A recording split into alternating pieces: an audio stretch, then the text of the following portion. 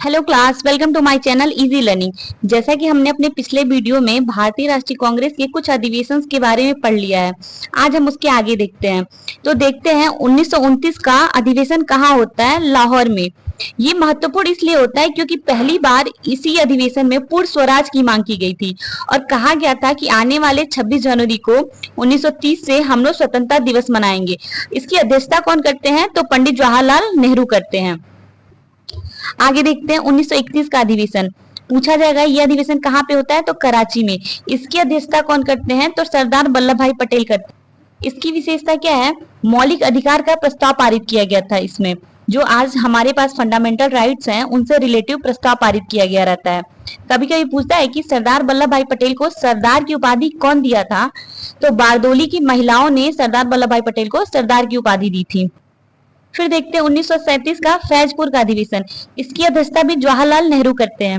ये विशेष इसलिए हो जाता है कि ये पहला अधिवेशन था जो गांव में किया गया था।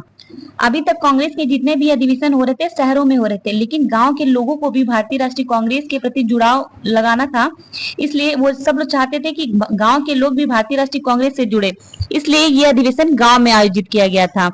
इसके बाद देखते हैं 1938 का अधिवेशन और 1939 का अधिवेशन। इसकी अध्यक्षता सुभाष चंद्र बोस ने करी थी। ये होता है हरिपुरा में। 1938 के अधिवेशन की विशेष बात यह है कि इसी में नेशनल प्लानिंग कमीशन की स्थापना करी गई थी जो जवाहरलाल नेहरू करते हैं।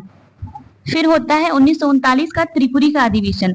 इसमें भी अध्यक्ष के रूप में सुभाष चंद्र बोस ही जीतते हैं और वो हराते किसको है? पट्टाभी सीतारामैया को। तो गांधी जी को लगता है, गांधी जी कहते हैं कि पट्टाभी की हार मतलब मेरी हार, तो सुभाष चंद्र बोस इस पद से इस्तीफा दे देते हैं। तब अध्यक्ष के रूप में डॉक्टर राजेंद्र प्रसाद का चुनाव किया जाता है।